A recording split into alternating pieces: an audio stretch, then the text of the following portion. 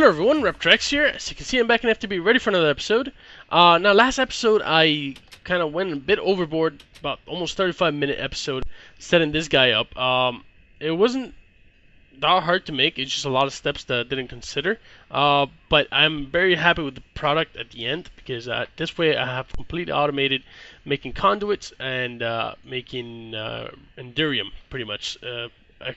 Aside from the fact that I can't automatically pulverizer, I could easily do it just by setting up one of these pulverizers with an interface. I should probably do it, but I won't do it now since I have 4 of them. I don't even have a quarry running at the moment.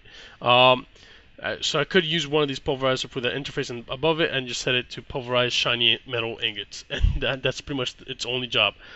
It is a bit pointless if I do it that way, but I think it's fine because you don't get that much anyways of that shiny metal ingot. So whenever I do have a bit, I usually just dump it into a pulverizer like I did here a bit ago, and just disable the output and then just grab it when it's done, and that's it. I mean, you don't have to do it that often, and yeah, I don't know, seems to work.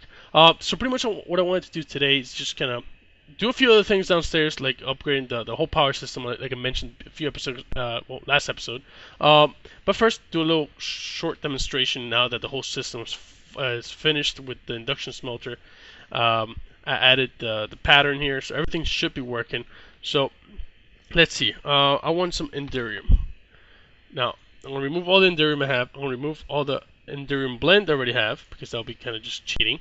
I'm gonna remove the pyrotheum that I have, and pretty much what it will try to do is make it just about from scratch. I believe that's pretty much it will pretty much have to make everything. So if I want to make just one, obviously it won't make just one, it will make at least 2.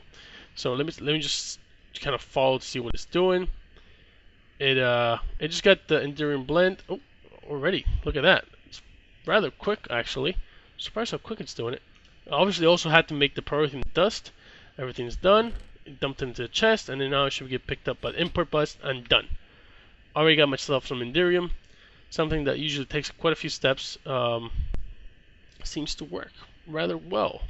So I'm happy with the way it came out. I did use a lot of time in the last episode, but that's fine. I think it was well worth it. So now I need to upgrade all my energy cells. Let's see. I do have one energy cell down here. It's a regular hardened energy cell, which I intend to upgrade. Obviously, you can't really upgrade the hardened energy cell, so I'll just have to replace it, really.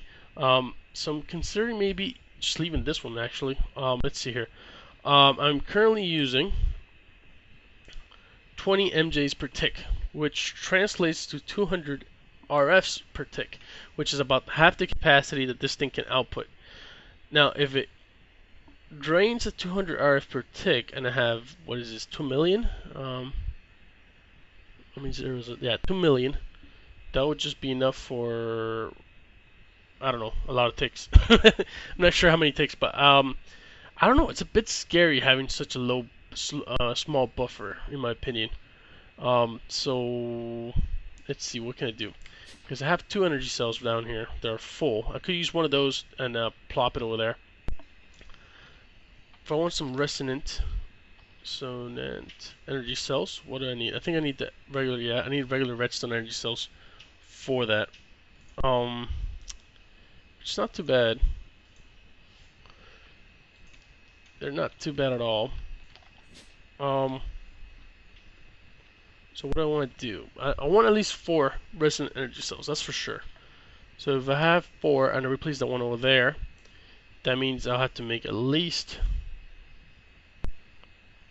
what is it? I need 2, 3. I need 3 regular redstone energy cells. So let's just do that real quick. That's not gonna be real quick. Alright, let's see. I'm gonna need a few things here.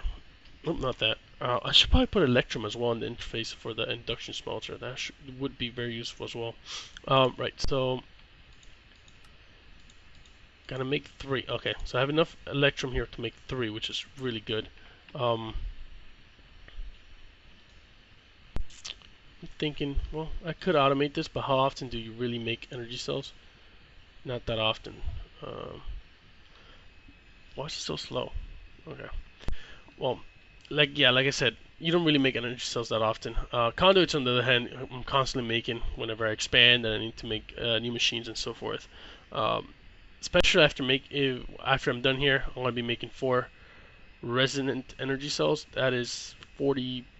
No, that's a lot. That's 20 million. I don't know how much do they hold. Each one's 50, and I have 4 of those. That's 200 million RFs. That is quite ridiculous. So that should be okay as far as the power. So next stage, once that's done, would be to actually set this up. So how am I doing for this? I'll need 3 of these guys. There you go. 1, 2, 3. Alright, cool. So they were all done. Now I'm going to grab the ones downstairs. So I want to do this smart way possible because I don't want to be locked out of my ME system. I'm okay with my rubber farm going down and some automation being disabled, I think. Actually, not even automation should be disabled. So just machines will be running out of their buffer. So I'm just going to remove this guy from here and set up this guy there. So let me just reset everything here. Should input from the bottom and then output to the top. There you go. Alright, cool. So that should be set up. Now I have a nice 10 million RF buffer. And that's it. Actually, I put away my quarried stone. Where's my quarried block? Alright, so that's good. And I have a nice buffer here, so I don't have to worry about my system going down quickly. It will still go down after some time, but at least it won't be something just from a moment's notice. Alright, so I got the 4 energy cells that I need to upgrade. This guy I'm just going to dump into the system. To upgrade this guy, I need some Enderium, which is awesome because I have plenty of that. Alright, so I'm just going to dump these guys here. And if I run out, which doesn't seem like it will. Okay, I just ran out, so I had enough already for the 4 resonant energy cells. Cool. Now what I'm going to have here is my energy cells. Let's see, how do I want to do this? I want to have access to that back here. Cool. Alright, because like I mentioned, the way I want to set this up like this is so that, alright, let me just reset everything. I want input on either side and then output at the back. So let me just double check that it is doing that. Okay, good. So pretty much I'm only going to have 1 of the resonant energy cells outputting. And then these guys are just going to be like a giant battery of buffers.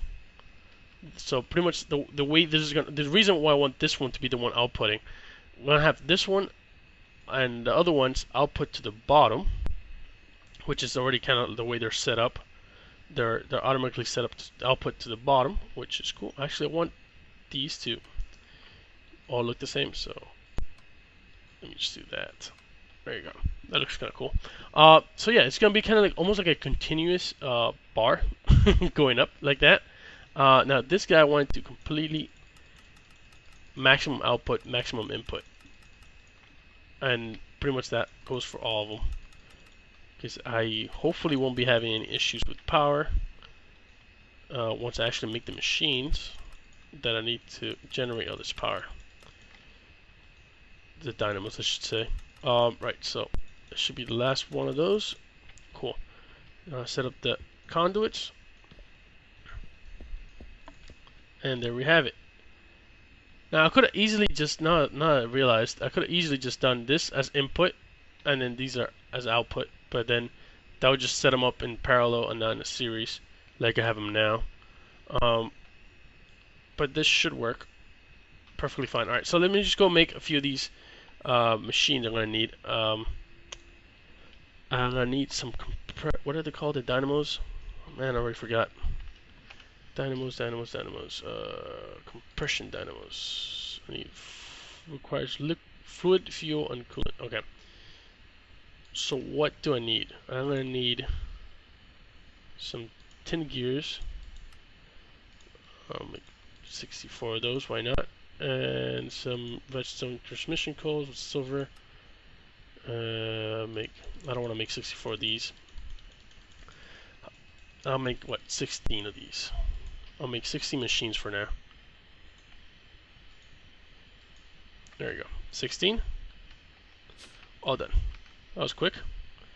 Do I want them to start all the way at the bottom? You know what, I'll start them over here for now. Oop. And then if I ever need space, I can always put more at the bottom. Alright, so let me just do this and set this up.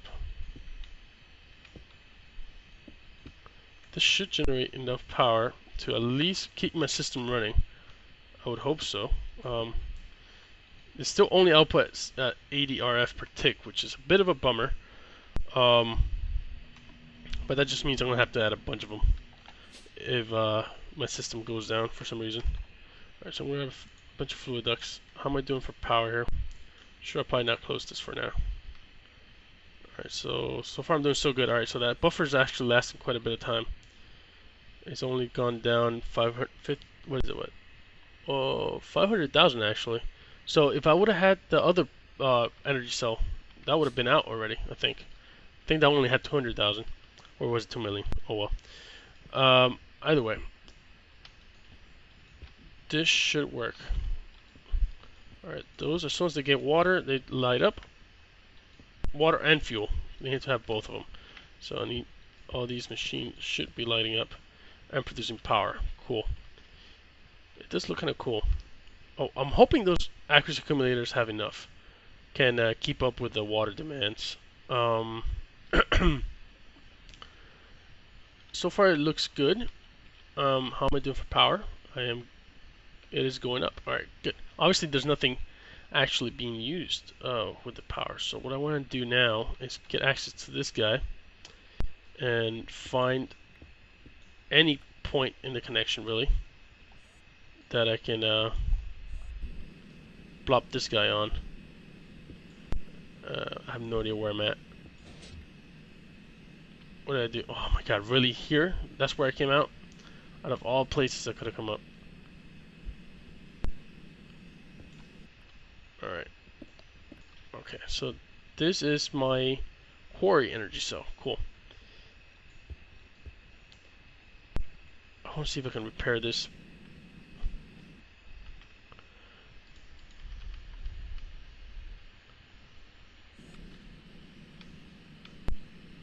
Where's the... I wonder if I can break this without making too much... I don't know where the cable went, but the whole side is down. Oh well, I'm gonna have to repair that later. Alright, let me just get my conduit.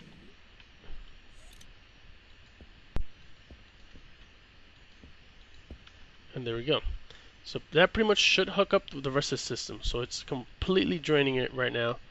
But once it fills up the other energy cell, it should stabilize, I should say. Come on. Man, it is really chugging that power along. Alright, let me just double check that that is exactly what is going on. Alright, so that's still filling up nicely. Alright, so that's full. So now it should stabilize and start charging up again. Good, alright, so it did exactly what I was hoping it did. Alright, so at least these are able to keep up and actually generate power and start storing it. I will probably make another 8. Yep, I'll put another 4 on top and then another 4 down here.